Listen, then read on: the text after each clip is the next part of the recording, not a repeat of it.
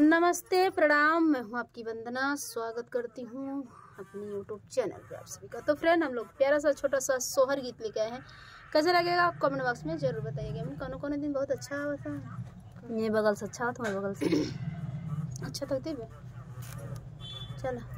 मांगई ननदरा कंगनवा हो काजल के रचैया, मांगई ननदरा कंगनवा हो काजल के रचैया, काजल की रचैया हो लालन के खलैया, काजल की रचैया हो लालन के खलैया, मांगई ननद जी कंगनवा हो काजल की रचैया, मांगई ननद जी कंगनवा हो ला काजल की रचैया, विद्या न देबै ननदी कंगना न देबै, विद्या न देबै ननदी नथिया न देबै, झुमका न देबै ननदी बाला न देबै, झुमका न देबै ननदी बाला न देबै,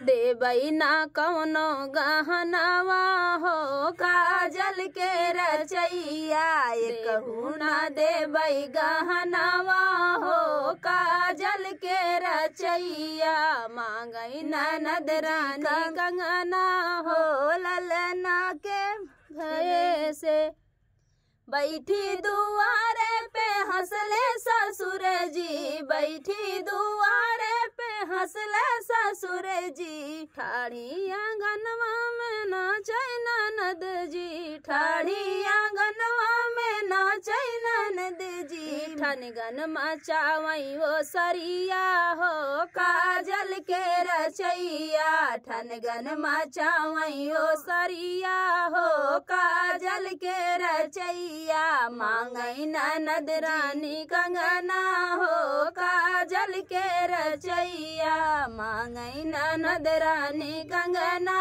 हो काजल के रचैया, अब की लागन में तोहर शादी रचैबै, अब की लागन में तोहर शादी रचैबै, तोहरा के ससुरा भेजाइब, हम तो तोहरा के ससुरा भेजबै, हम तो तोहरा के ससुरा भेजबै, अब लैला ललना के बलैया हो काजल के रचैया, अब लैला ललना के बलैया हो काजल के रचैया, मांगई ननद रानी कंगना हो काजल के लगैया, मांगई ननद रानी कंगना हो काजल के लगैया।